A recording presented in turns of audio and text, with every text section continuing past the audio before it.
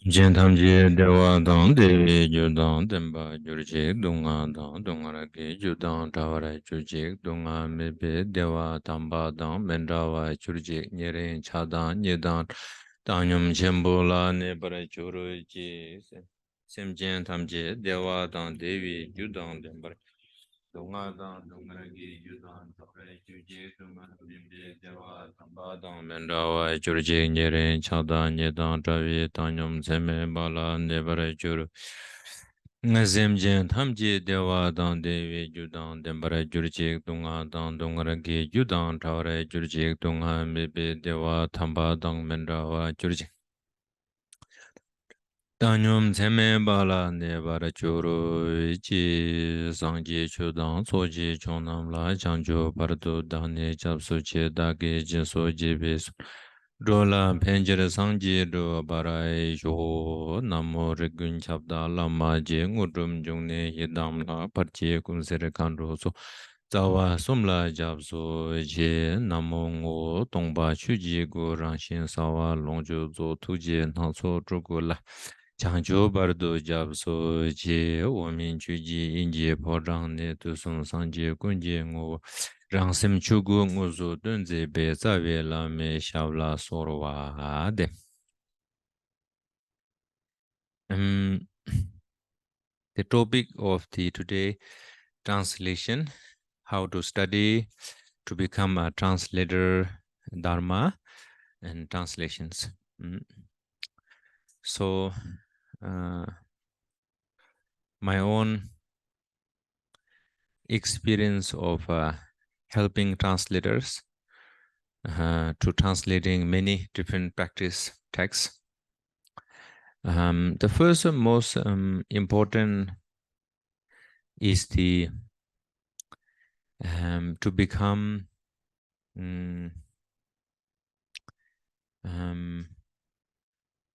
true, genuine person is very important. Before we input to learn Buddha's teaching, such as Ngenjung, renunciation, Nyingje, compassion, Changju Sem, bodhicitta, all these very high Dharma terminologies word to implement in our life. Before that, how to actually to begin with some to the real, genuine or real truth, humble, that kind of nature is begin with is very important, because our human society in our desire, in our habit, and human society that we live in is very easily to inspire for sake of names, praise, gain, and pleasure. And that is very easy to our mind to dilute it, that I can see in myself. So before go into very high teachings, high practice, I think before that, sometimes good to begin with your own steadiness or your base, like where you really want to begin from what. To become a good practitioner, meaning how to become really simple. Good practitioner means simple practice, simple person. Very chaotic, very bad practitioner means you're very complicated person. So that is what I want to say first. So is it easy or not easy? I don't think so. Is easy or is not easy? I cannot say both.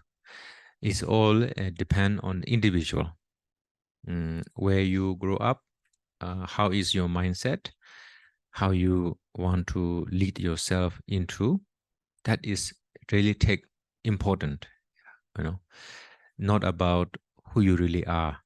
They don't have no one line. It's everybody start with the different levels. Yeah. So my own experience of translations. Translation meaning finding two completely different word, different languages, such as here English and Tibetan, or Spanish with Tibetan, or Thai to Tibetan, or Chinese to Tibetan. I don't have no much experience of Sanskrit and Tibetan, but those time, the Tibet translator that I heard in life stories, they are very much not just learned, but they're very good practitioners. They're very good practitioner in specific what they mostly translate. So they translate in a sutra. They know exactly what sutra terminology is, what they mean, and their own practice they know exactly. But when they need to practice Vajrayana, they know exactly what is the word, what is the terminology means, what is actually practice entity means. So they know exactly what to use particular word. For example, I think you all know, in Sanskrit, Three Jewel, they says Three Ratna. And in English, Three Jewel is direct translation. Three Ratna, Three Jewels. But Tibet, Kuncho Sum.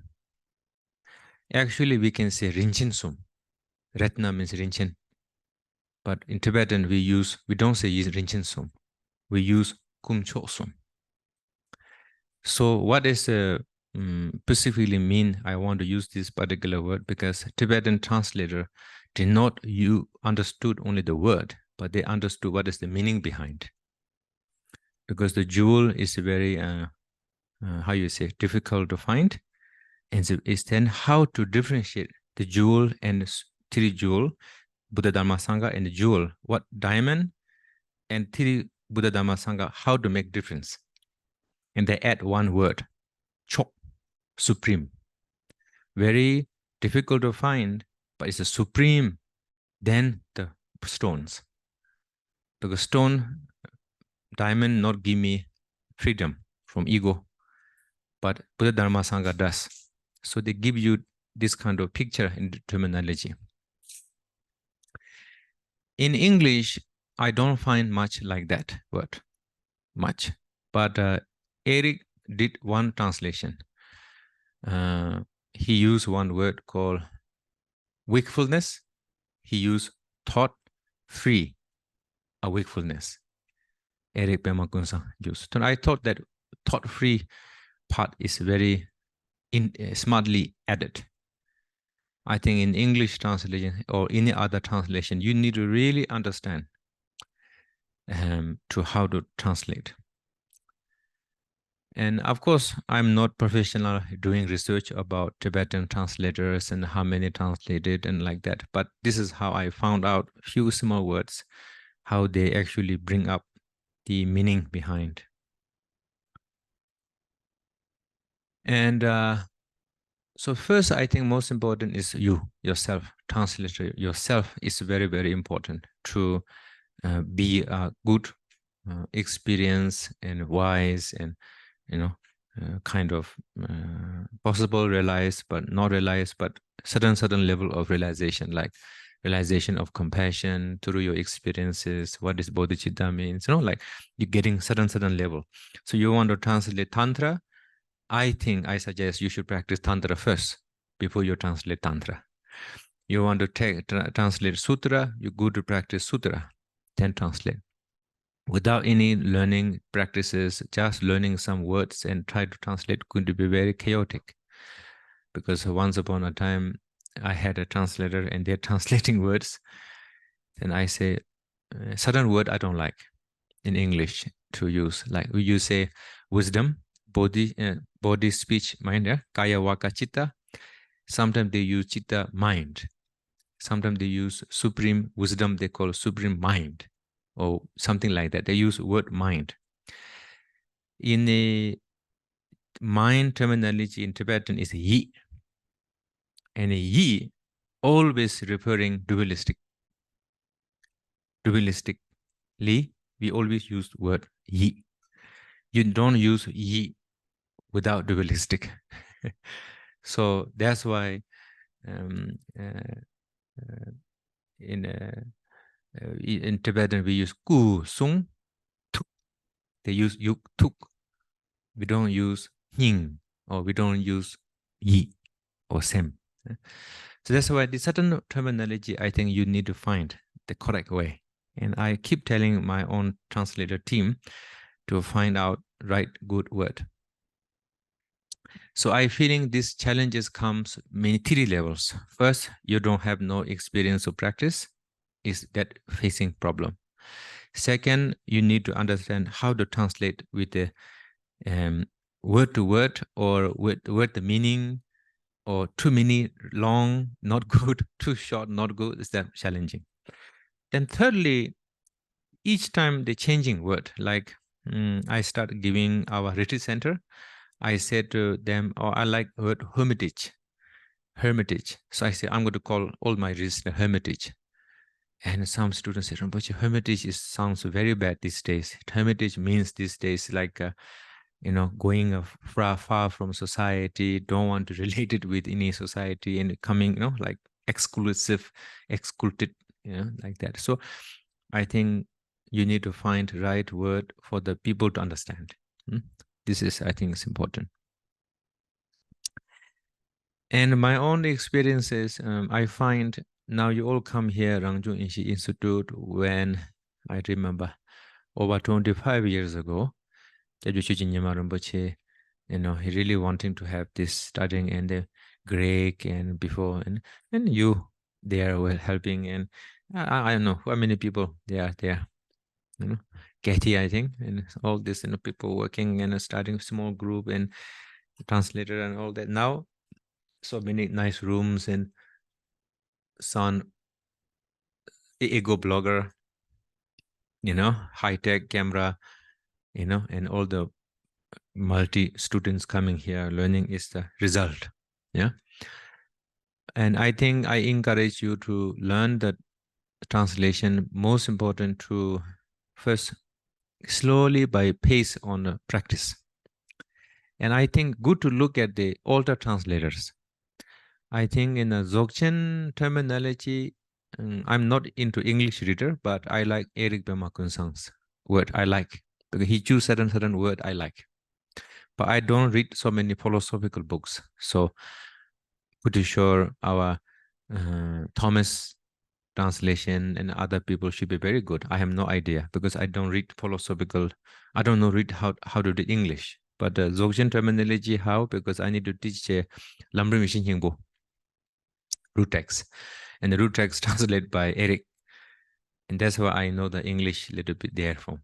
So now your challenge is going to be looking at I find the text and the terminology and the word and the meaning behind. The meaning behind is very crucial. Then I would like to say that when you want to study some translation, or like me, when I study some text, I don't want to bring my past assumption about something. I want to come in with a completely open mind and want to learn what it actually is. For example, the Tibet translators in translating Beruzana and whoever translator are, and the teachings, I'm completely open mind. And certain things they kept Sanskrit in Tibetan terminologies. For example, Maharakta Kai, Maha Amrita Kai, Maha Balingda Kai, they kept Sanskrit.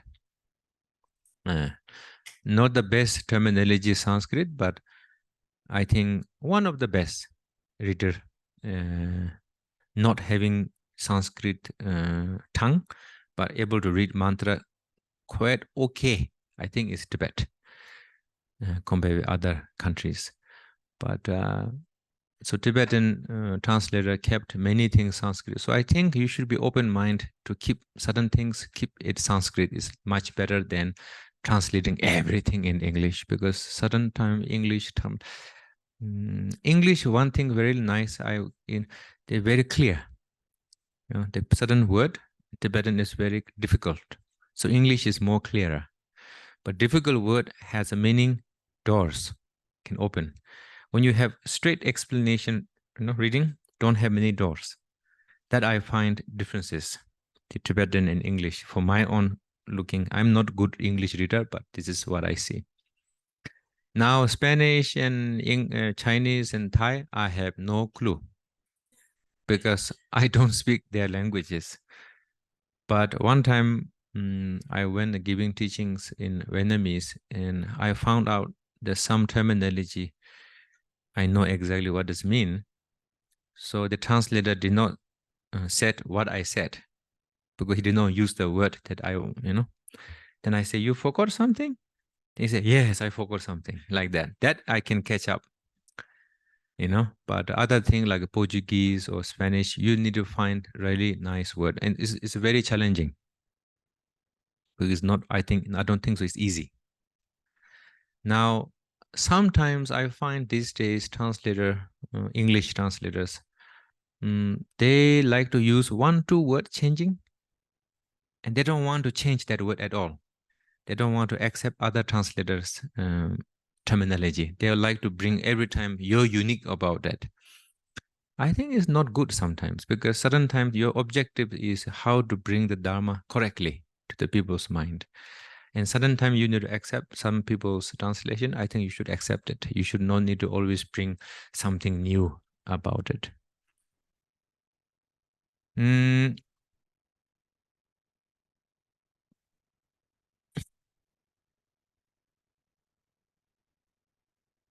So my own understanding, I took Sudarayana. It's very easy to understand one way, because you come to reach a certain level. Sudarayana teaching is not that difficult. But in a Vajrayana context, like Mahayoga visualization context, it's quite difficult because it doesn't go in your mind level. Goes little bit different dimension. They talk about different dimension, meaning everything's pure. Now you heard everything's not pure, everything's suffering, everything's negative, everything's like that. Then Vajrayana says everything's pure, everything's clean. Now you go through difficulties.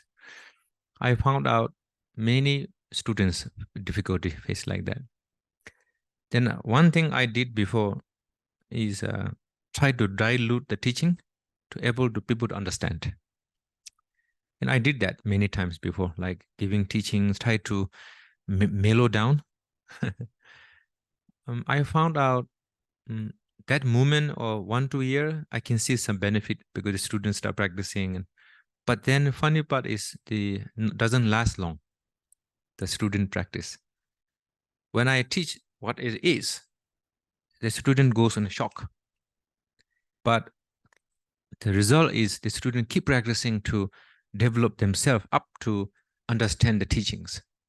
Because when you bring down the teaching to your level, you don't put effort to practice and to understand. So you're actually harming them long term, short term helping them, but you actually harming them long term. That is my experience from 15 years teaching to the world, different people.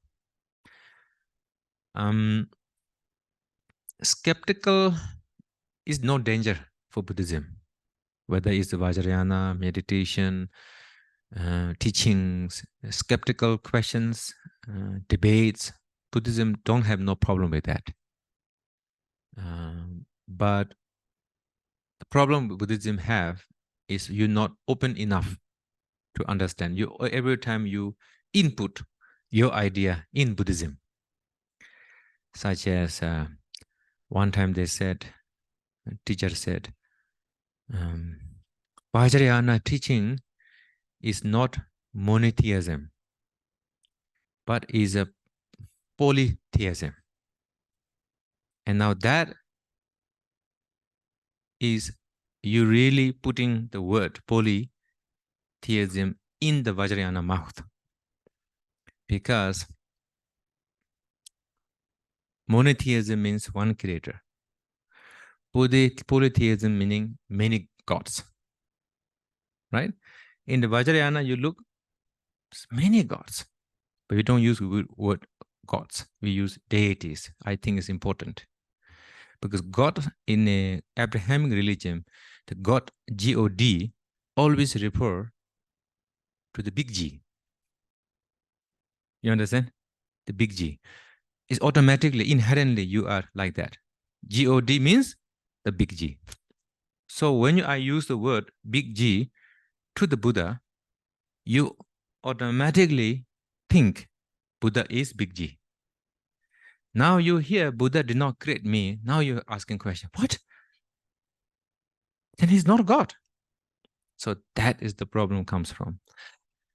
So the famous teacher said, Vajrayana is not monotheism, but is a polytheism. And I'm completely shocked. Because when you ask me, the deity exists? I ask the question, why? Why you ask the question? Or do you believe it's not exist? I say, why you ask the question? Until ego exists, did exist that to overcome my ego clinging. Ultimately, deity is free from non-existent and existent, because existent and non-existent both is a mental fabrication of perception. The deity is the arising, meaning is genuine nature, emptiness basically. So emptiness not referring object. Emptiness is referring subject is free from object and subject. That perception, that is called emptiness. So now you start saying Vajrayana deity is polytheism, meaning the deity must be exist. Then you saying that. In the Vajrayana practice, the first thing is not deity. First thing is free from object and subject clinging, emptiness. That is the first samadhi. The second samadhi is arising of compassion. Third samadhi is a syllable. The combination of these two, free from perception, then the sixth syllable is the arising with the emptiness. Now, where is the polytheism exists? And that is a very famous teacher said that to the publicly. I feel very danger, because that kind of famous teacher say to the people who have no clue about Vajrayana, and they think they believe this guy more than me, right? Because look at me, right? Religiously brainwashed dress. And I say this, you think, I'm brainwashed and I believe her and all that thing. When I wear three-piece suit, then you look at differently. This is what I want to bring up. So you all young people wanted to translate, please translate. I think the best way translation is when you are really genuine, trust yourself, you're really sincere. It takes time.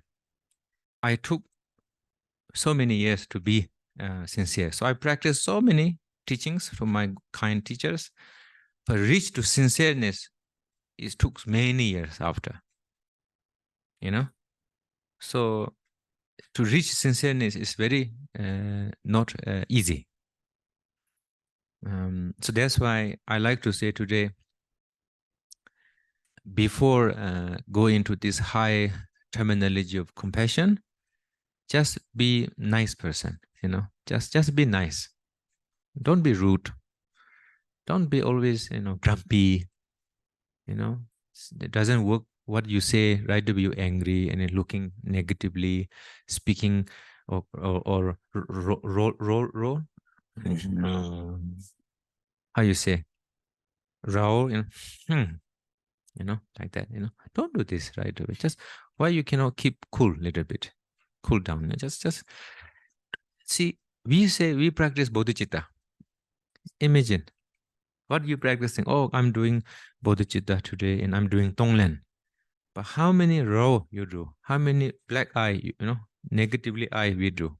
I do many times. That's why I realized that sometimes you're diluting the bodhicitta, because you thinking I'm doing something, but you forgot about where I begin with. It's not a collection of, when you people goes to travel, some people like to collect sudden souvenirs. I found sometimes students these days like going to teachings like a collection of souvenirs. I received this teaching, I received that teaching, I studied that, I did this. Yeah, and what are you doing? Nowadays, I'm just doing my own way. I found students so many like that. Now you ask me this, I follow my teacher for 40 years, meaning that I'm 40 now. I'm not following teacher 40, I think I'm following 30. 30. When I 10, I received some meditation teaching. Of course, I did completely fake meditation. Age of 16, I really got teachings. So now I think 20 something over, 29, 28, something like that. Over almost 30 over something, I'm doing some practice. And constantly for me to check is how to begin sincere, because I always feel like when people ask me a question, Rinpoche, what are you doing? I can tell you directly what teacher told me, I'm doing that. I'm not saying I'm doing, I feel like today I had the bodhicitta thing. Yesterday I had some kind of anapana breathing, the original Buddhist, like this. I found so many like that. I like to call them collector, souvenir collector. Now you ask me what I do. I can tell you, I started like this. I started with Ngondro. I did, I did Lojong. I did Shamatha. Now I'm doing the Mahayoga. Now I'm doing Dzogchen. I can have this, rhythms. And now you ask me a question about Ngondro. I can explain many different ways because I went through this slowly, processly went through. So please I want to let you know, do that way. It's, a little bit longer, a little bit feel difficult, but I think it's much more better for you. Now, I have one upper hand because I born into a Buddhist family. Yeah. So Buddhist family, we heard stories, like one story I heard is Phakchok Rinpoche, how beautiful he is, how kind he is, how vegetarian he is. Then the same time, I have another master, how crazy he is, how eating meat he is, how he bring animals to slaughterhouse. The teacher himself bring the slaughterhouse and like that. Then I heard complete opposite of the Phakchok Rinpoche master. And these two masters meet each other, and this meat eater master pointing out nature of mind to Phakchok Rinpoche. Now that link up, I know that now I should not judge completely how I look. So this kind of stories I heard all the time, So that's why my mindset is completely open up, right?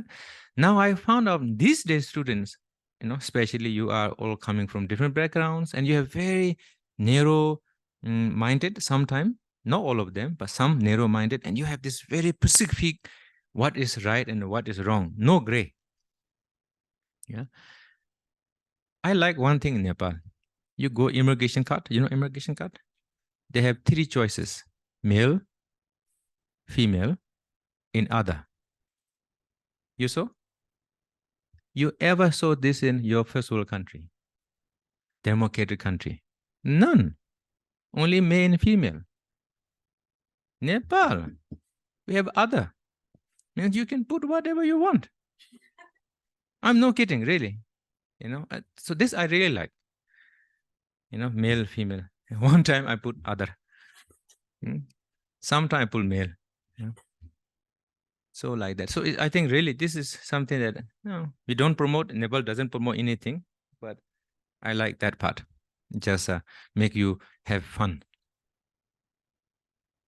So I found many narrow-minded. like that. And I understand these things, because culture differences, I don't need to blame anybody. So you need to understand the culture. Yeah. Now, Buddhism teaching, honestly speaking, does have some cultural influence, but majority is not cultural influence. Majority is what teaching is. But certain time you have organized. Like for example, in India, Vajrayana teachings, they don't have no system of doing four foundation first and all that. But they do individually teach them, but they don't have the system called four foundation. But in Tibet, the student is become very mass. So individual student become taking care is very hard. So they need to have this four foundation set up like that. So like that, it's a lot of how you say, more set up things. It did happen in India and happened to other country in Kashmir.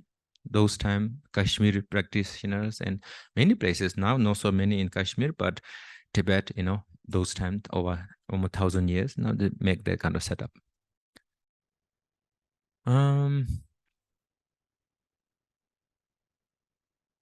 One thing Dharma you need to understand is you need to be open-minded. Everything has a meaning behind. Yeah, Buddhadharma looks very, very much sometimes paradoxy. I found so many paradoxes in first. Paradox? You know why paradox? It's not meant to be everything for one person. That's why it's paradoxy. I give you idea. I went to see doctor. He told me, Rinpoche, you need to lose 20 kilo. I said, yes, I do it. And there was another person, very thin one. Doctor said, you need to gain 5 kilo. Now, doctor keep telling the person, you need to lose 20 kilo, pretty sure that person dead. You understand? Now, doctor is paradoxy. He told me lose 20 and he said gain 5. Now, doctor did not mean all of that for you. It's meant to be different people, different things. That's why it's not paradoxy there. Somebody say, Rinpoche, Buddha say karma, karma, karma, karma, karma, karma, so much. In Vajrayana, they say karma can purify, one mantra can purify 100 eons. How possible this is? Like that. Then you need to understand two levels. Who taught to karma first? Person who are a little bit spoiled, angry, shouting, beating people, not scared to anything, that kind of people. And Buddha say, hey, better behave nicely, You know why? Because you act like this is possible you go to hell, Now, somebody say, Rinpoche, Buddhism believe in hell? How stupid the question is. Imagine I tell you, one person going through depression, and I'm not going through depression ever before. And I ask doctor, really that depression exists? No way.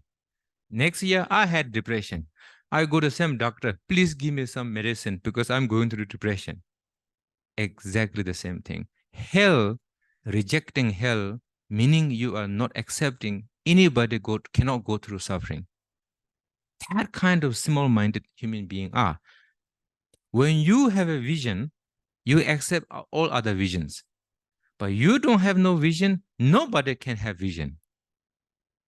You understand? So how egoistic, small-minded we are.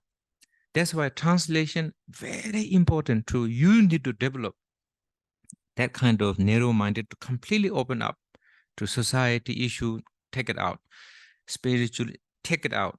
All the sectarian, take it out. Just to observe the Dharma completely. Start from your genuine, deep down heart, then you slowly translate.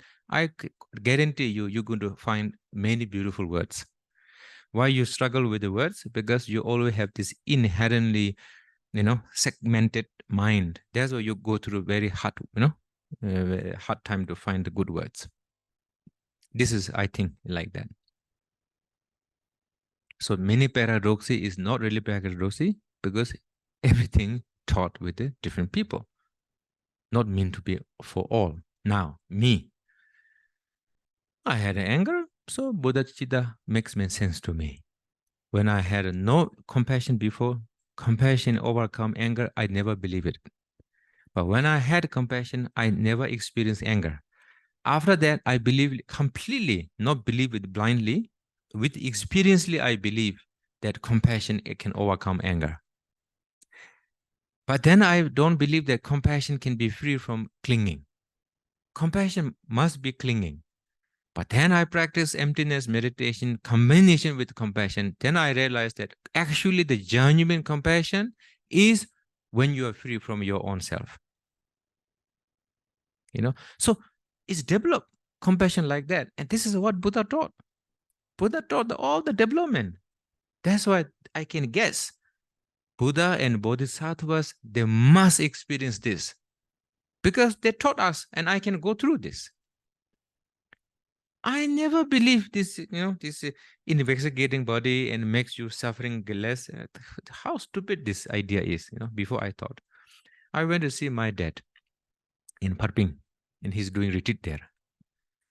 And I sleep in the retreat room, my grandfather's room, inside room.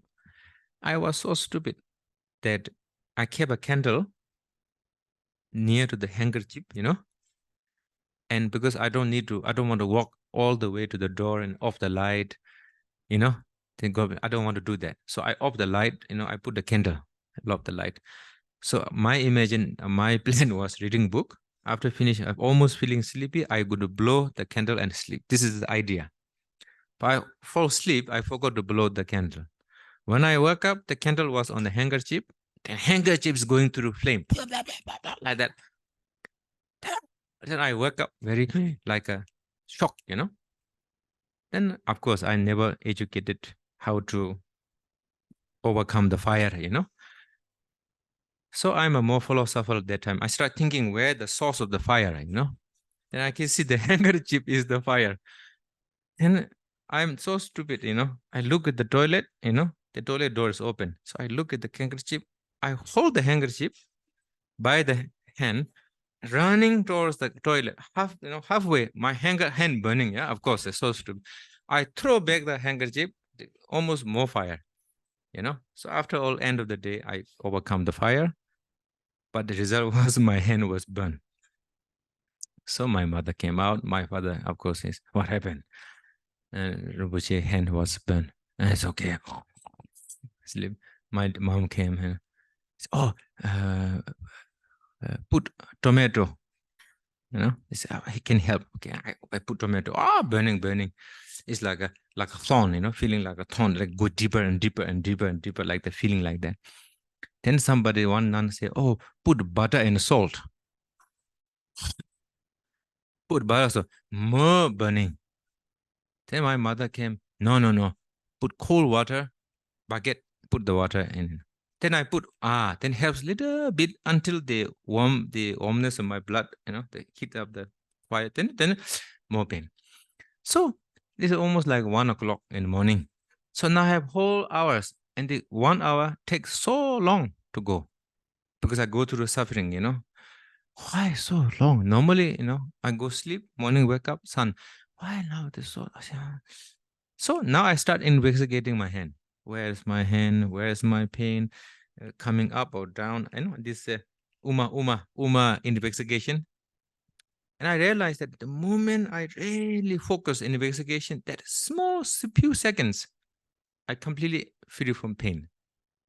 But the moment I go back to the pain, I'm pain. I focus to the pain, then pain goes more, like that. Then I find out, I can investigate like that, can reduce for a few seconds experience of physical pain. I'm not talking mental pain. Physical pain I can reduce. Meaning the bodhisattvas who practicing so diligently, and they say in the sutra, the bodhisattva like a tree. Somebody come to cut the tree complain you? No. Tree cries? No. Tree poke you back? No. Tree just wait until you cut. You have notion to respect or not. and tree just fall. Bodhisattva was like that. When the sentient beings hum the Bodhisattva, they don't react back at all. They just sit and receive it. Then I never understood that level of my mind, because my mind was so much revenge mind, You kick me means I kick you back 2 times, something like that, So I never understood that level. But this small experience in my hand opened up one door of everything is possible, So like that. So I had a many incident. I'm pretty sure you all had that kind of incident. 100%. That is the beauty of Dharma. You know how to apply sadhana in life, opens up doors. And the door is more profound than reading books. Yeah. So that's why now all the story that I'm telling is go back to translation. I want you to start from something very simple, something that you can begin with, something very simple. Don't go to this jump up very high positions in the teachings. In the end of the day, nothing, not like that. Something simple. This is what I want to say. Now, lo chusun rowa, chu lam do rowa, lam tulba seva, tulba hisawa. This is the fourth very simple word, very profound word, simple and profound. And lo chusun rowa, may my mind can follow the Dharma. May my Dharma become the path. May path dispel obscuration, and may obscuration arise as wisdom. Now, may mind to follow Dharma. I want to say, just how to be nice person, just a good person, just kind person. Don't do any compassion, maha bodhicitta, relative bodhicitta, ultimate bodhicitta, 6 paramita. Please don't drag down this. Just say how to be nice person, just a kind person. Try sincerely from your heart. So that is mean mind to follow Dharma is how to become just nice person. And I found many practitioners are not really nice. And I asked them what they're doing. Oh, I finished this, I've done this, I've done this, I've done that. But the very simple one, you're not yet achieved. Now, people who don't have no high practices, and one thing that I see them is a very sort of simple, kind heart. So the kind heart, the simple, nice person, good, kind, how to say, this I think is very important. Now, mind to follow Dharma. Dharma become the path. Now you learn compassion from teacher. What is compassion means, how to practice compassion, how to develop. Now I have good heart. But good heart is not enough. You need to develop the good heart. Then you learn the compassion training to develop the good heart to become more compassionate. So that becomes called my Dharma become the path. Is how to develop the compassion, good heart to compassion. Now, path dispel obscuration, meaning now your compassion practice overcome your anger. Actually, compassion overcome desire. Actually, compassion overcome ignorance. Actually, compassion overcomes ego clinging. One of the most difficult of the practitioners is the ego-centered. And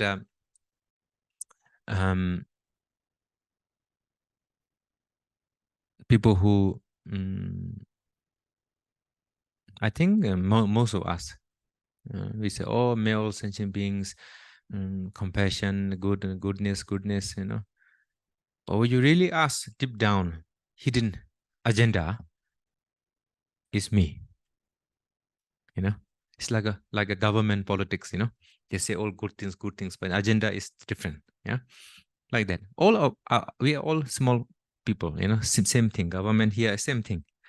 We have small government here too, outside very nice, inside a lot of agendas. Yeah. So now you start with a good heart, good heart, simple, nice. The agenda is not so strong. Then now you develop the compassion, the good heart, the agenda getting less and less. Now the compassion start developing, reducing anger and emotion like that. Now the compassion becoming, dispelling obscurations. So compassion now start developing. Then, end of the day, obscuration arise as wisdom, meaning now everything that challenging life is a help you to grow more compassion. When I study 37 practice Bodhisattva, anybody practice this, study this book? 37, oh my God. One of the most worst book ever I study. Somebody come steal your thing. Don't chase and take back. You dedicate your merit. Who does stupid this like that? You understand? Yeah. Somebody school you. See the person is more teacher. Don't scroll back. Then what other thing? Yeah. This is the two thing I found out. How horrible teaching like this. Who stupid teaching like this going to teach? Now, the idea is 37 Bodhisattva practice is the person who already done practicing compassion. He not only just good heart, character, nice person, but they already developed the compassion. The compassion already dispelling anger, and you already experiencing compassion, overcoming your ego base, compassion, genuine compassion, actually changing your character, changing you actually from how you was, through your life, through your condition, how you was, breathe, now through the exposure to compassion, you're changing. You not was like that. Now really you check back 10 years back, you're a completely different person now. Not 100%, but majority different. Somebody do this 10 years ago, oh, I should do this. But now it's okay. So that kind of person receive 37 practices is more, it's like showing how the difficulty, obscurations can improve my compassion practices. But you teach the 37 practices to the beginners, wrong text. 37 practices, people who not develop the compassion, wrong. But why wrong? They're not going to digest. For example, people who have a gluten allergies, gluten allergies, they cannot consume gluten bread.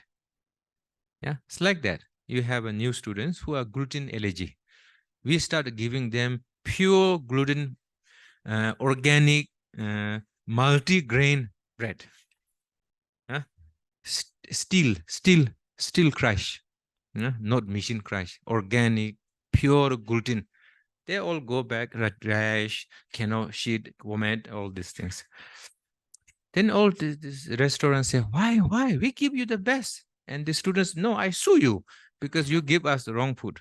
The issue is not the student, not the teacher. The issue is you are intolerant to gluten. That's why the teachings like I found. Now, this 4 level can implement anything, like translation, right? Mind, follow the Dharma. How to bring my translation mind to the right path in Dharma, right? So you all come here, many reasons, but some good reasons. Some, I don't know what the reason, but you can make good reason. I think so. Yeah? Now, after you have that mindset to develop to mind to follow Dharma, Dharma become the path. Now, I want to really practice for benefit the beings, and I really want to improve myself and to help some people.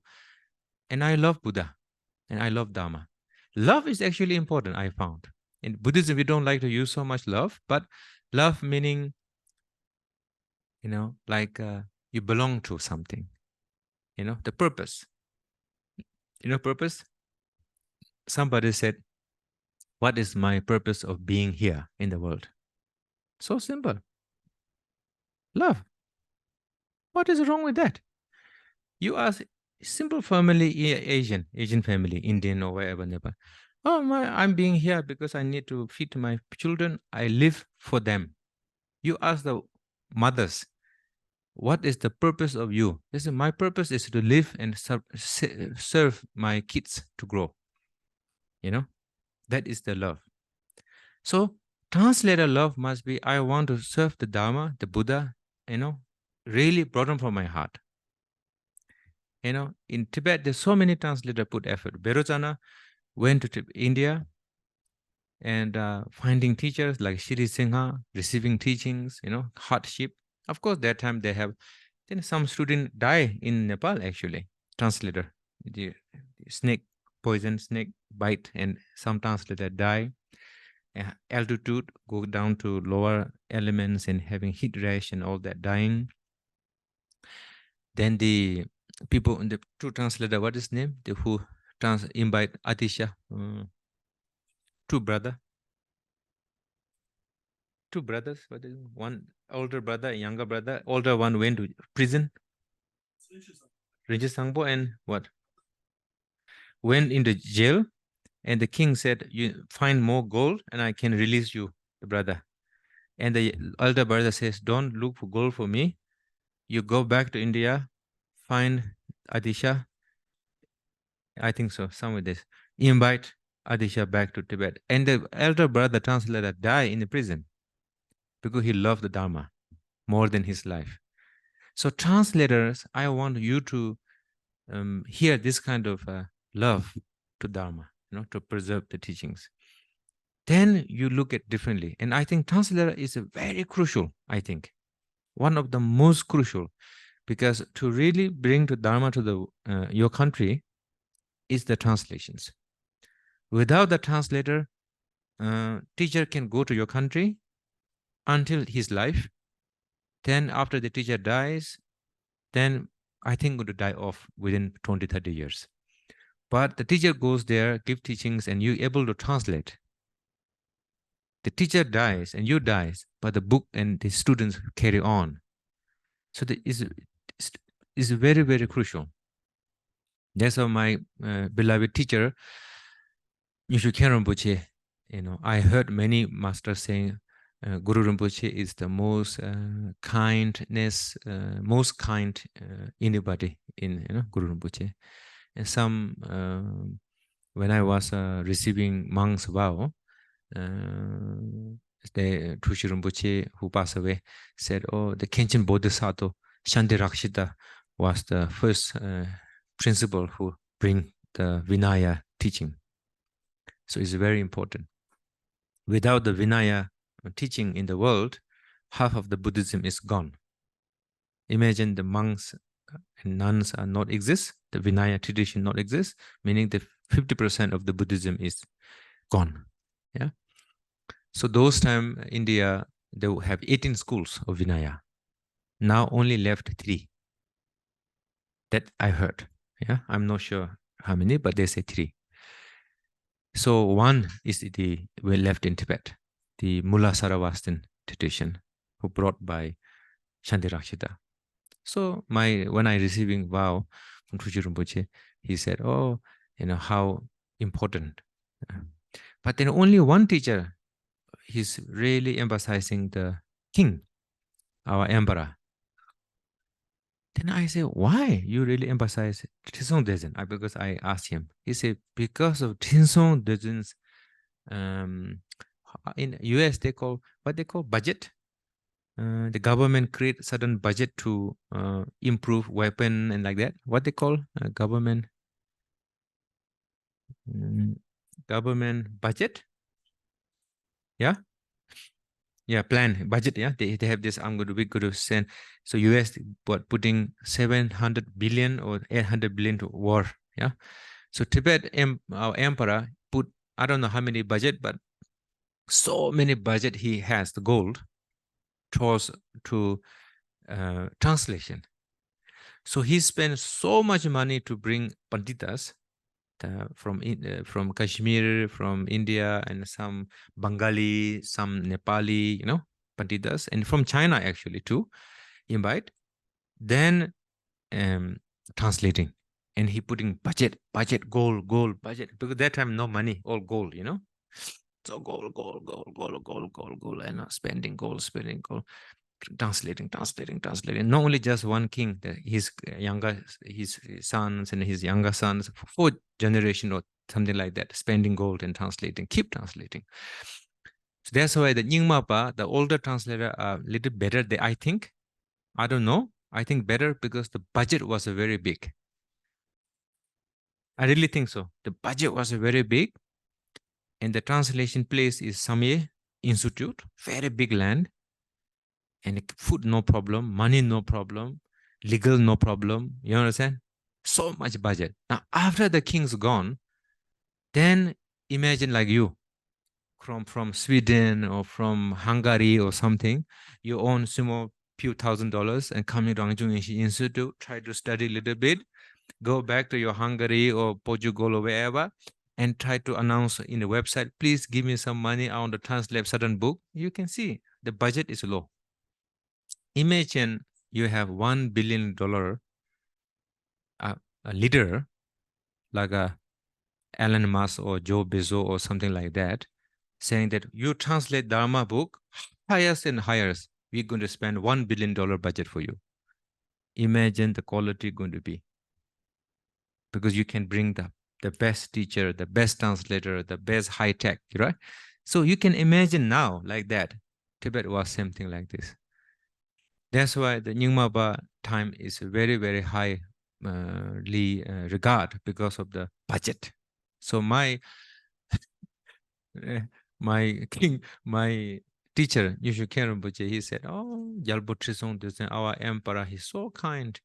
Just he spent so much money to translate. Without him, we just in the dark night, no Dharma, you know. So because of that kindness, look at now, one of the largest collection of Vajrayana practices in the world in Tibetan language. Vajrayana, not in the Sanskrit actually. Sanskrit texts mostly disappear, gone, burn, whatever, you know. So you can see, pretty sure they're somewhere in the Khandro Dakini libraries, but that we cannot exit, yeah. Tumathala Dakini kept all the secret. So that's why I want you guys to practice, open up your heart, don't be too judgmental, try to keep the Sanskrit as is sometimes, no need to translate everything in English or your languages. Make the language a little bit more beautiful, more attractive, people can understand, but don't make too attractive that you lose all the point. Now, English is good because there's so many Rinpoches and Khenpos can speak some English. But other languages is problem because there are not many people who speak your languages. So how to check your languages is very challenging. But nowadays, I heard that many people translating like higher tantras. It's very difficult. Finding good texts, Dzogchen texts, tantras, translating. You can translate majority, but you can find many issues that need to be understand. Like certain word, I don't find any word. Sangthale, how are you going to translate? Sangthal. For me, I cannot find any good English that I can use. Anybody have any choice? Yeah, unimpeded. Sangthale. Sangthale means unimpeded, but Sangthale means it's open. Sangthale means it's not blocked, but same time it's naked. So it's kind of fusion, you know. It's so difficult, this kind of word. So that's why it's very difficult to find right, you know, level of like that. So pretty sure Tibetan translator found so difficult to match the Sanskrit. When they look at Sanskrit word, they look at Tibetan word, they say, oh my God, what we should do about it, you know? We need to bring up the higher level that. So pretty sure they struggle for that. So I think it's just translator struggle, you know? So that is my thoughts. Pretty sure it's not really greatest thought that I need to share with you, but I think just start with something simple. Start something with simple from your heart, you know, and don't just stay there. Nice person, Rinpoche, I'm good person. It's not need to practice. No. Your good person does not mean mind to follow Dharma. It's not enough. Now, Dharma must become the path. So you need to develop the good heart. compassion to increases chola mikbi nyingje, then you increase up mikba mibi nyingje, you know, so you can develop up chema maybe nyingje, you know, so you can develop up, not just maintain and nyingje only, so you can develop up to many levels like that. So this is sort of I'm sharing with you.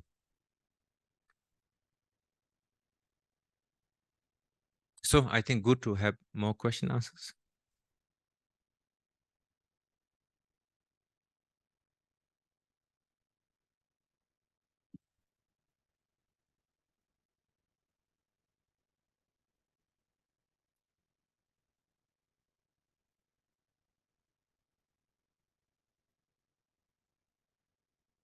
Sorry. Oh, yes, thank you. So I will read some questions that students sent prior to today. So I guess many questions were already answered, but I read.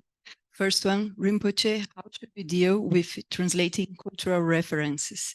It's better to stay close to the tradition and give the responsibility of understanding to the audience, or is better to find a suitable Western reference and risk losing the traditional meaning? Such as, they give you any example, such as? Yeah, they didn't give an example, but... Anybody, you are here who asked the question? No. No. Okay.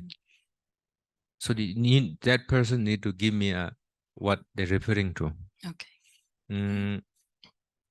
Culture references, I think, can be a little bit examples. You know, examples are a little bit of culture. You know, like my teacher said about example of ba. You know, ba is the Tibetan tent made by yak. I have no clue what they're talking about, you know, because I never seen ba. So my teacher say, you know, the ba have one pillar inside.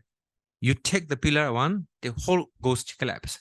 And the example is, you know, you practice certain thing and you lose your ego or something like that, and you lose the whole thing. You know, this is an example. So you cannot understand by that, you know, that I think you need to keep the story and can reference, or that is means like that, you know, on our own culture references like that.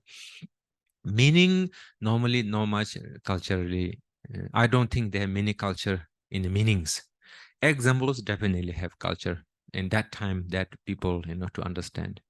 So I think the example, I think you should think about how to bring up to modern to understand, you know, I think it's okay. But meaning, I don't think many much culture. Anybody found anything that meaning makes sense like culture, you let me know so I can look into it. Okay. Thank you, Rinpoche. The next one, it is almost impossible to have a translation that is completely faithful and at the same time beautiful and inspiring. In cases where a compromise must be made, what should be taken into consideration to produce the best possible translation? Sometimes you need to keep it mystical. Sometimes translation job is not to translate everything. There's no mystic. Mystic means you cannot understand fully, but you know there's something there. And that mystic, Maharaktakai, so beautiful. There's some mystic, you know. Mahabalingtakai, you know, the mystic. Eat blood, eat wine. No mystic. You understand? Mahabalingtakai, eat meat. You understand? No spark. No? There need to be spark, you know. Now some students say, Rinpoche, why Buddhism not vegetarian? Why they say wine? What is wrong with you? There are so many people eating meat. And Buddha teach meat eater, vegetarian. They're not going to follow at all Buddhism. So meat eater, Buddha taught meat eating teaching. Not eating meat, Buddha teach not eating meat.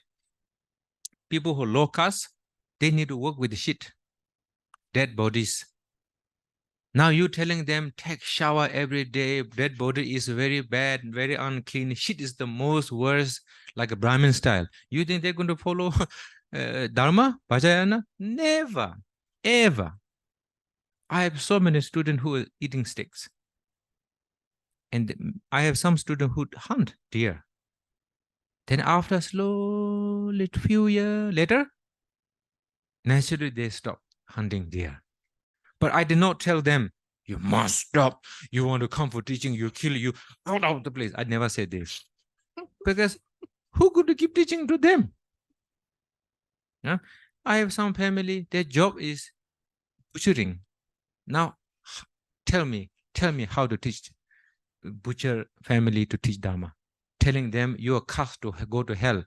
I have no choice to teaching. That is Bodhisattva going to teach you like that? No. So you think now, you sit in my position and look at the compassion and bodhicitta concept. Because of I don't butcher, does not mean I need to cannot accept. So that's why it's very, you need to be very open up. That's what I'm telling you.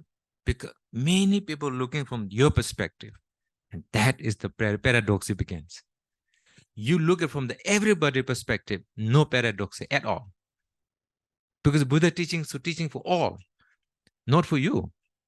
Now everything need to be suited to you, and half of that is all paradox. That's why the diluted teachings begins. 84,000, I don't know how many, I don't know how to count 84, but paradoxy, I know. Because I was that person going through the paradoxy. So then my answer was, I got answer. This is the answer, taught to everybody. Okay. And what are the main qualities that a Dharma translator must have? Of course, normal thing you need to study, Rangjung Inshi Institute. I'm being serious. Because there are many schools, there are many places to study, but Rangjung Inshi Institute nice because you come to the Dharma world. Dharma world is like a Nepal. You see road is not so good, but you have good road.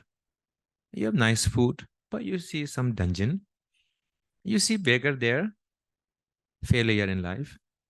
But at the same time, they smile at you, say, give me money, and not, and they're going angry. But they are rich men who driving nice car. I like Nepal because you see everything there. Then you see stupa, you see things, you see monks, you can hear the ringing, They have no hidden issues. Everything's out there. You understand? Now I went to other countries, everything's hidden. All the people, all people are somewhere in dungeon, and everything, young people, good looking people, and you all only see good people. Where is the sick people? You only see sick people when you are sick. Where's the old people? When you're old, then you only go to the old people's room. You understand? And waiting for when I die. So like that. So I'm not saying this country, that country, but I think Nepal is like that. So perfect world is not possible. So that is what you see. Then coming to here, monastery, some monks, very simple monks we have, not high tech, not ego push, and not famous translators or famous panditas, but they're very humble and they're going to say what the text says. They're not going to say anything. They say, like that, and they just go back and hello, bye bye. How difficult to find that kind of person, honestly speaking. You go back to your country, everything's, they're thinking 3 times, 4 times already while they talk to you. Calculating. You ask the monk calculate, they don't know how to calculate. For me, I think this is valuable because we are very calculative mind. We means me too. So I need to meet teachers who are not calculative. Yeah. So come to here, study first. High possibility. Then, I honestly speaking, translator or teaching or meditation, you really need to receive blessings. I believe in this.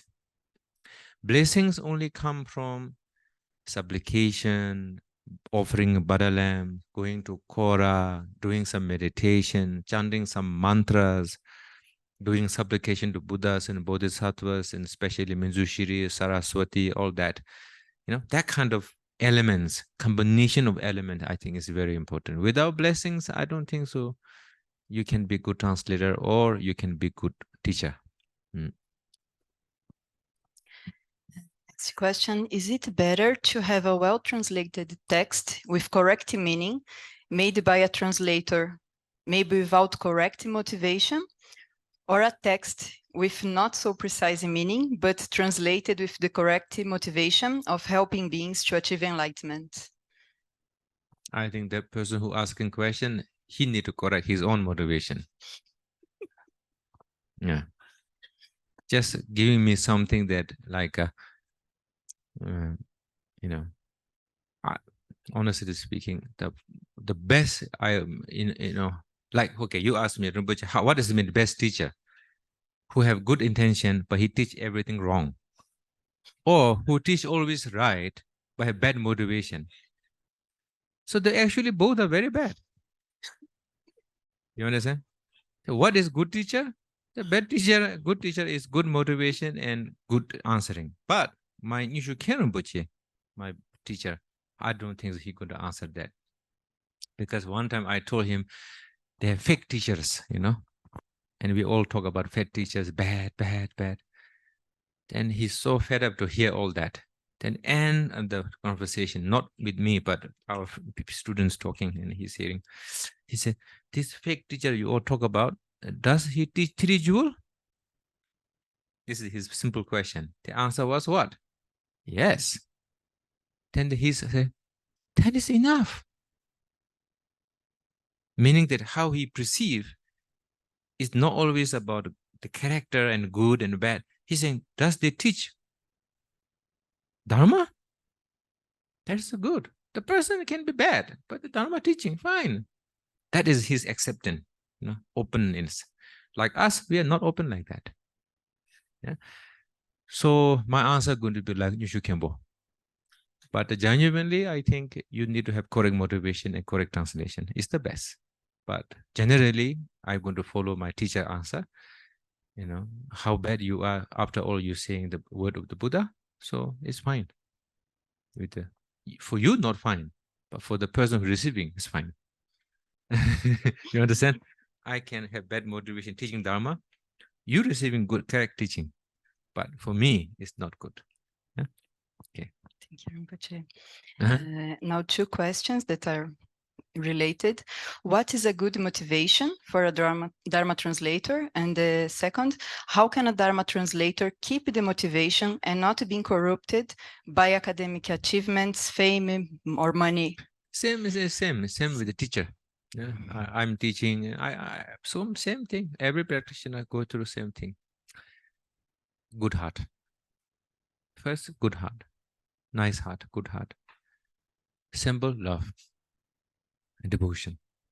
Like people says, I have devotion for my family. Some people say I have devotion to my country. I met some soldiers. They say, I have devotion to my country. I can give my life for my country. They say like that. And you ask families, people say, I'm going to give my life to my family. The devotion, the love. The devotion comes from love. So I think the first is good heart.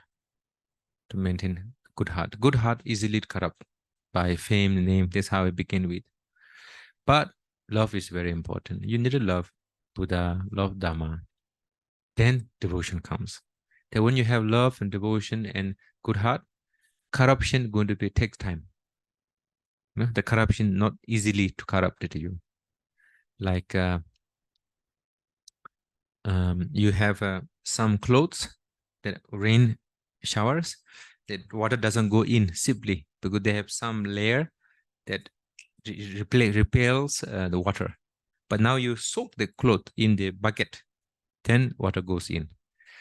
So like that. So you have this repelling water coating for clothes. When you have good heart and love the Dharma, love the Buddha, you're not going to do that bad things.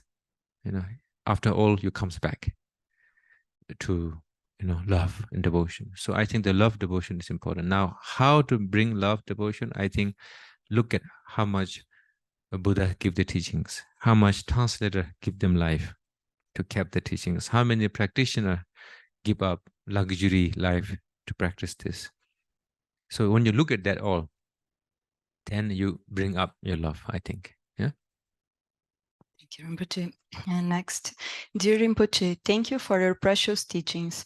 I have two questions. One, how does the quality of a translator's Dharma practice affect the quality of his/her translation work? And second, how can a translator use his/her work as an opportunity to practice the Dharma? Thank you. I did not understand The second? the first one. The first one. How does the quality of a translator's Dharma practice affects the quality of their translation work? Very, very big. Very, very big. With the practice, you can do, find the word perfectly. You can actually, when you translate, that translation has some blessings through you practice. Because you practicing, your word change, people read the translation, they start having impact. Now you're a philosopher, but you no practice, you only translate with a very hard word. So when the people read, it's like banging a wall, you know, like that. You don't feel that the flow of this thing. Yeah? It's like that. So definitely practice is very, very important impact of who you are. So I think translator is very crucial. It's like almost like you can say one of the most important pillar to Buddhism to flourish to your country and your languages. So how many countries we have? Different country? Sweden, you, Austria, Sweden, France, Germany, India, China, US, and US many in English translation. English is okay. Germany, I think have some translations. English, easy. English. English. French. Dutch. Okay. Not so many, but can improve. Many translations can improve. South Korea. Korea have many Dharma. Many Dharma. Buddhism in South Korea, they're so disguised, you know. Yeah. I went to meeting. Okay. They say it's a smaller group of Buddhism. In Seoul, they have 20-floor building. The whole building is Buddhist, but outside, nothing, no Buddhist sign, just a building. When you go in, then you find the lotus and some bodhisattva hand or whatever. Then you go to floor by floor and they have different programs and all this in South Korea. And I said, wow, they're so expensive, so rich, And they say, this is not the biggest group. This is the smaller group, they say. Then I met the good teacher. Wow, so good teaching. Give some lecture, so good. So bodhisattva, like very nice dress, but very not so showy, but it's very humble, very nice, and very, really, really nice teacher. We went for the what they call bodhisattva, not bodhisattva, Buddhism in action. No bodhisattva, INEP, International Engaged Buddhists. International Engaged Buddhists. I'm in that group. I'm not in the many groups, only that group I in. Yeah. So I went there, meeting there. So I met the Korea. He is the how you say the inviting the meeting. Very nice guy. And there 2,000 students came for Lumbini this last year praying. The Korea Buddhists is there, but it's not so showy. They're so inside. So when you go out, I see so many church. I thought the whole Korea is Sri Christian. Then I asked, they said, no, many Buddhists. But I said, where? I don't find anywhere. Yeah. They want to keep things hidden, but they take it as precious because of the colonial history and all. Yes, because Korea has been under attack from external forces for many, like thousands of years, and many things has been lost because that external attack. So now Korean people have become to keep things hidden. What they think is very precious, and it is the truth is in the Buddhadharma in South Korea it has a long history for almost like 2 years or more. 2000. Yes, Wow. sure. So yeah. Wow. So I think that's why. Yes, And I would say yeah, yes. and I found in Korea temple one thing, a different item. They have a wooden, like a snake or some dragon, and they bang. Yes. That is something I saw only in Korea. Oh, it's because of the during the process of the transmission from all the way from China and Korea and then Japan, and there was this process of localization of the Dharma in Korean Peninsula. So I guess that's why there are many interesting traits. And my favorite Korea general is the who create ship and fight with the Japanese one movie I saw. That is the admiral, the general, whose name was Sun Shin, Yi Sun Shin, whose surname is the same as mine. Really? Yes. So yeah, I'm also That means you're related. Kind of. I can guess so. Yes. And yeah, although there are many different kinds of clans, yes, that's the also a part of the history that has been that was attacked from the external force. And Japan. Yes, and other than Japan, there are quite a lot. Yes, China and Manchurian. Yeah, Manchurian. And although I take it kind of proud that Korean the tribes never attacked others, although they are attacked by others so many times, multiple times, but still they are just there, just like you said, Bodhisattva metaphor. Korean people are like that. Or yes, I can say so. Yes. Oh, nice. I study. I went to teach Japanese. That's why I study Japanese Buddhism. But I never teach Korea Dharma, so I did not study the Korean history. So you are teaching me here? No. I want to go to teach. I went to Japan few times. So before went there, I study. So like, for example, I go to US, I study US history, South, North, Bible Belt, Catholic, Protestant, how it began, how in America, Mormon, how they began. I like to study all that because people mindset is come from that. So, and Korea, one king married with the Indian princess. Yes, he did. Yes. Yeah. Just like she brainwashed the king. Like how the Nepali princess brainwashed Tibet. Yeah, exactly. We don't have no much clue that the Songtsen Gampo is Buddhist. Actually, yes. They say it's Buddhist, but not so into it. But he is Buddhist, but not so into it. Songtsen Gampo. But his both queen are Buddhist. Buddhist kingdom. China, I think it's Tang. I don't know which one, but somebody. Then from Nepal, both the Buddhists, they brought Buddha teaching. Then his great-great-grandson, fifth, is the Trisong Detsen. Now he want to be Buddhist from the young age of 20. Then he 21, something like that. Then very strong influence. Before Tibet, not many Buddhists, mostly shamanic, naturopathic, because the Tunhuang record, they say that many Tibetan generals, they invade Tunhuang and destroy many Buddhist temples to take wealth. And they shows very clear that they are not Buddhists. But after they become very strong Buddhism, then completely 99% become Buddhism. Then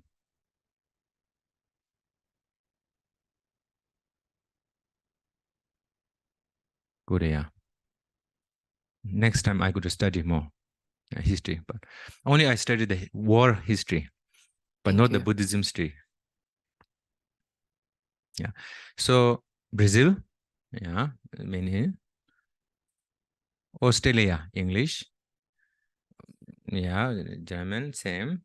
Yeah, German. Many translators. We have many translators. That means Czech Republic, no many translators. I think Germany have a few. Then you? Belgium, which language? French. So you have some issue, Dutch and French. Because I study Belgium a little bit, they say there are few cuts in Belgium. 2 or 3? 2, 3. Oh, really? German, Dutch, and French. Nice. And you too? You? China? Any Nepali? China? Oh, now many Chinese. So Chinese, very, very ancient. Buddhism, very ancient. When the Tezong Dezen time, many Mahayana teacher was in Tibet. There. After 60, 70 years, we have some issues, but before, very good issue. Marriage, and have war too. War, marriage, and sharing. The 3 princes from China went to Tibet. 3. I know. I don't know other things. 3 I know. And the princes are very supportive to our king. And they tell king, this minister is this minister like that, border is like this, and the king can understand the whole system. And Shakyamuni, Chogo Shakyamuni from China, from of course India to China. Then I found lately, so strange. My wife Nurbu, she worked very hard for the Guru Rinpoche life story book. Now we're finishing the 3rd volume of Tibet. And then we need to make sure that Tizong Dezen's life story, Ishi Soja's life story, all like that. If you found Tizong Dezen's mom is Chinese, then I never know that before. So his father is, of course, Tibetan, but that time Tibet king has many princess wives, and one was Chinese. Then his son was Tizong Dezen. Yeah. Then Lhasa. They are Tibet from capital Tibet. Lhasa. Lhasa meaning God, land of the God. Lhasa, right? God of the land. Nepali, Newari, very long history, Buddhism. And you? Very, very long. The longest one. So now you are studying for translation? Wow. So you're going to translate to Indian? Your mother tongue is Hindi? Any other dialect, in any other language, Indian language you speak? Punjabi? Oh, yeah. Okay. Oh, yeah, that's very good. So I think we need to translate many in Hindi now, I found, yeah, but it's good. And you? Dutch. Dutch. How many translation? I don't know. But good to translate. Good books. And you? Okay. English, same. Both of you, which state you are? Which area? So expensive.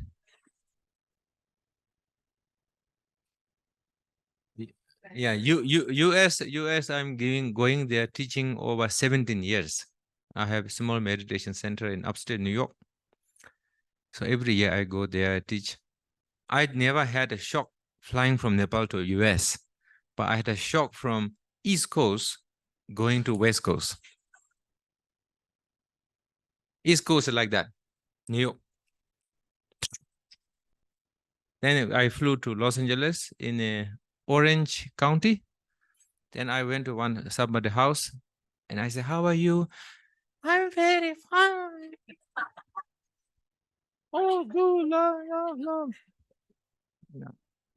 I'm completely shocked. I need to sleep that night. I told my secretary, Josh, I said, please you talk to them. I'm very exhausted. So next morning, I need to completely sort of wind my hot-headed from East Coast and have more relaxed attitude of West Coast. Then that person host bring me down to the beach. The first thing I smell is marijuana.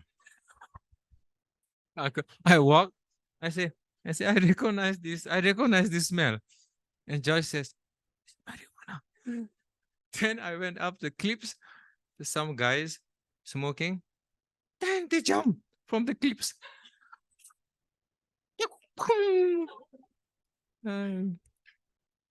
That is the biggest shock I had. Then Josh driving car. The road is so complicated. They give you so many, like 8 lane, 8 lane. They're so complicated. And we keep going around. And I said, I think the people who make this road, pretty sure is smoking.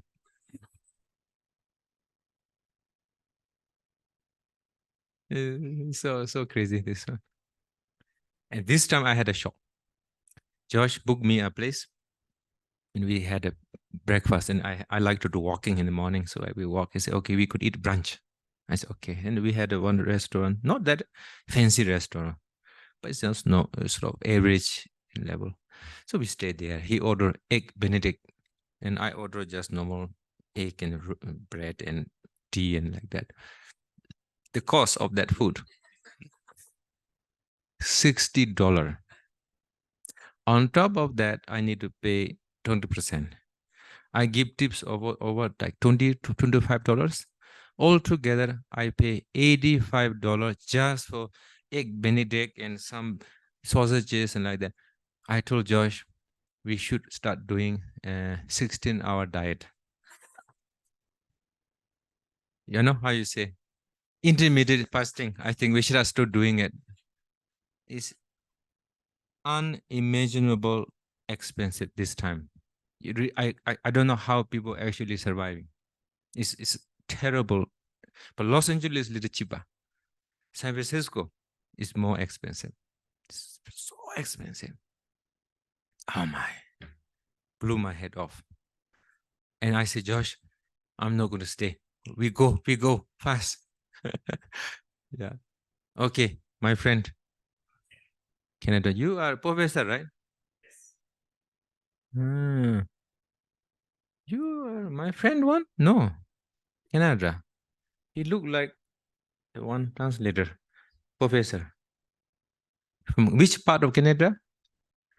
Canada I like very much. China and my sister. Yeah. And I heard she's going to translate English to Tibetan. She do readings, huh? Very powerful readings. Anybody want readings? Go to her. And Nepali, and Tibetan, and you? Oh, you? Oh, very good. Okay, any questions?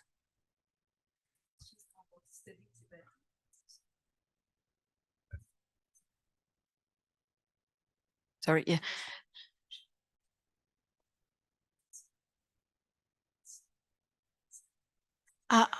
The second part, yeah. How can a translator uses her work as an opportunity to practice the Dharma? So I think the most important, I think, when I did the translation, the best for me benefit is doing my own practices. And don't try to jump your practices accordingly with your what you're translating. But what you can do is you practice. And for me, I like to do supplicate before I translate. Then I just cool down my mind, and I look at things, then I translate. You have a blessings and your mind is calm, then many opportunity can open up. Then I really believe that many texts have protectors, and sometimes they don't like you to touch around. So what they do is they veil you. Veil you means like you cannot translating too many pages. Just go to one line. It's like, I don't know why I'm so tired of translating this, Before other texts I can translate so easily, why this difficulty? Like sometimes your body is not good, but sometimes can be the protectors are not happy with you, saying that don't touch me, like that. So what do you do? Please, thank you, motivation, good, asking blessings, then open up, then I think it's good. So not direct answer, but sort of, yeah, okay. And now questions about studying Tibetan.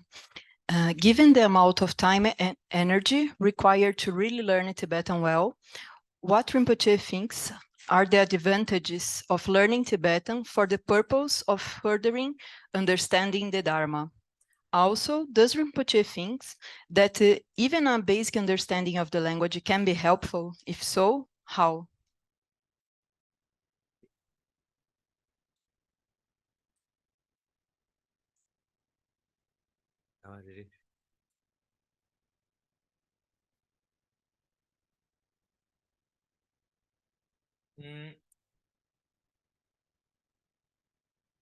First of all, I want to say that your age is not that old, you have time to study. Then I really, really ask you to study Tibetan thoroughly, because majority texts right now in Tibetan. And until now, I read translation and the text of the translations. I can understand differently. When I read the Tibetan, open up different way. English, I sometimes differently. So that's why I think I really ask you to study Tibetan thoroughly and try to understand the concept of it, the setup of it, the setup. And each Tibetan writing is different on their own self. Like sutra is sutra base, older sutra, younger, newer text sutra, different pace. Dzogchen have their own terminology, their own pace. Vajrayana have their own word, their own pace. So it's all different. So the answer is you have time, energy, age, you really should study. It's going to be benefit a lot yourself and others too. Yeah. Second, to become fluent in Tibetan language, it takes many years of studying, let alone to be able to translate from Tibetan. Along the way, it's common to become discouraged, believing we will never really learn well enough. How to deal with these periods of this discouragement? You need to meet people who is very positive. Like, come to see sometimes Chujin Nyima Rinpoche. Sometimes you meet some people are very open, very light feeling, meaning that gives you inspiration. Don't go to see certain like philosophers, because normally philosophers are very pessimistics, like, not all, but normally practitioner, some very open-minded. So meet open-minded, get more, boost yourself. Everybody go through this, not only you. Yeah, it's nothing special, only focusing you. Everybody go through struggle on learning Tibetan languages. Tibetan people itself going through hardship in Tibetan. Like me, I need to study 7 years, all additional together 10 years to understand Tibetan text, to read the text, understand, and Shedra and everything. So it's not easy. I'm Tibetan, born Tibetan, speak Tibetan. Still, I need to study, to understand. So you need to put effort to do it. So you need to keep motivated up, come to Nepal, spend time, practice a little bit, exercise, don't eat junk food. Really, don't drink too much alcohol, makes you very calm down, because alcohol very difficult for liver, and liver takes to heal. So the next day you feel tired because of the liver is consumption, cleansing, detoxing. So it's you drinking every day alcohol, liver is too overworked. That's why you always feel tired. And sometimes your energy is low because your B12 is not good. Vitamin D, K2, D2, K3 or K2, D3, vitamin 12, food, very important. How you live, how you eat, how you set up, when you wake up, it's all about your food. Your body is healthy, your food is balanced. You wake up early with very energetic. Your food is not good, because this is my experience. Food is not good. You drink alcohol, morning wake up very tired, heavy shoulder, mood is low. And morning you wake up, the first thing you do is set up, offering, burning incense, do the spiritual first. Spiritual meaning not meditation. Altar, pouring water, burning incense, something like that. Then you go back to practice. This is my own experiences. Yeah. And now some general questions about Dharma.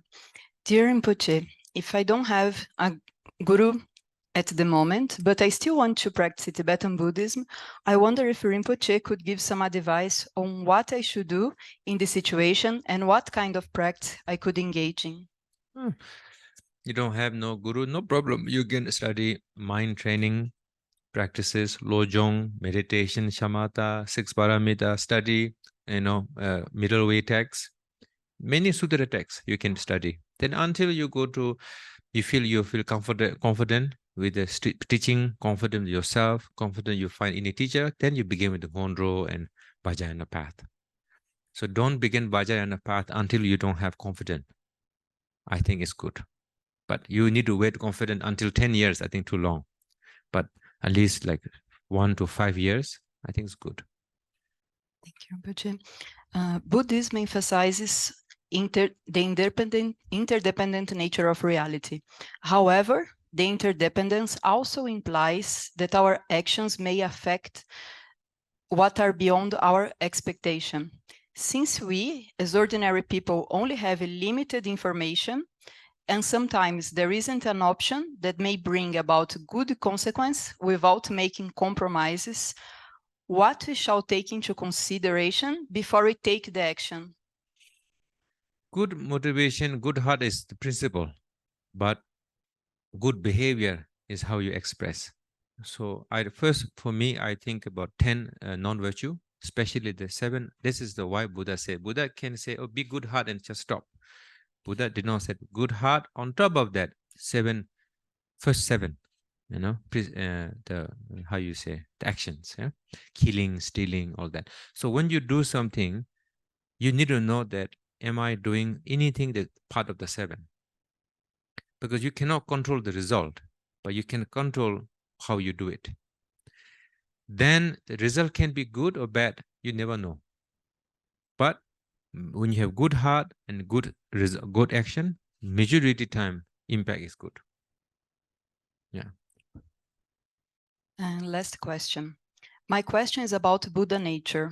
Gampopa says that all sentient beings have a Buddha nature, but he makes a distinction. In some sentient beings, Buddha nature is awakened, and in others, it is not. How does our Buddha nature become awakened? And once awakened, what are the conditions that support it to awake more and more?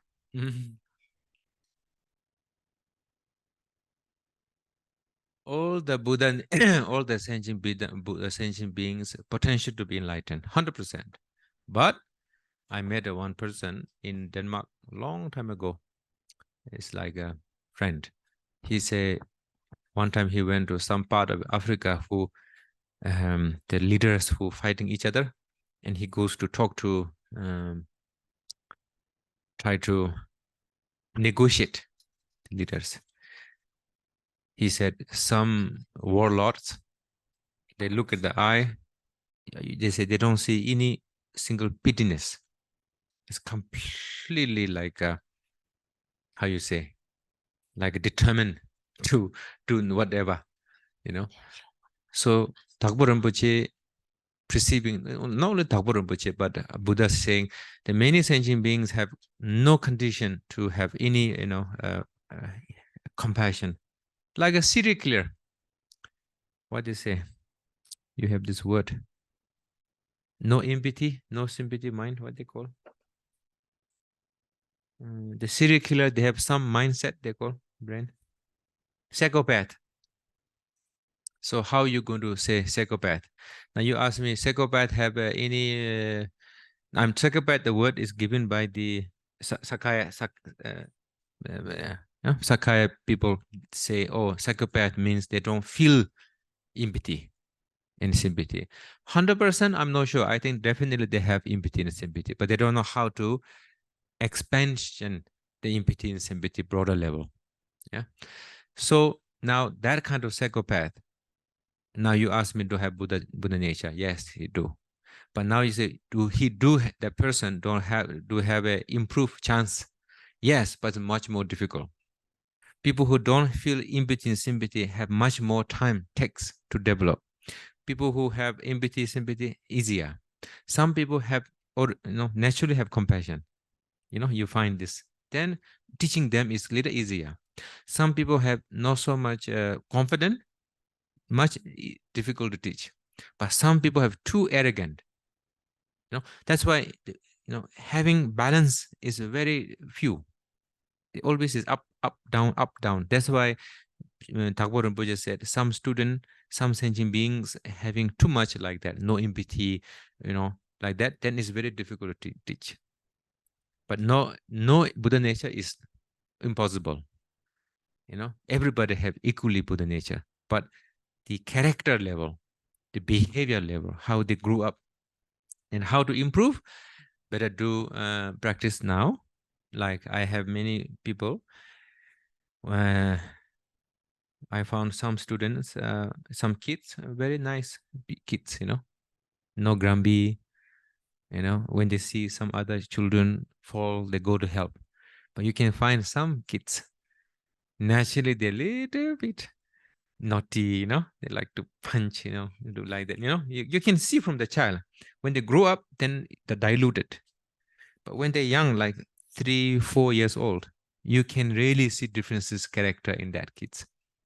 Sometimes the same parents, two kids, they're completely different behaviors. And that is the imprint, majority imprint of the past lives. So now how you keep up, you're practicing now, the imprint is get better.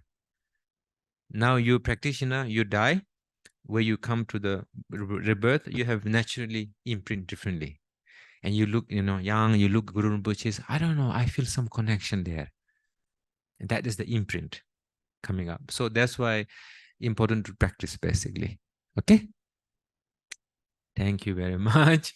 Thank you for listening. 50% good, 50% nonsense. And thank you for listening. And I hope the conversation helped you something, but not sure. But take care. Okay. Sonamdi Tamji Sigban Tomni Danam Pamji Jeganaji Balam Chugbai Sebe Sole Doa Doa. Thank you.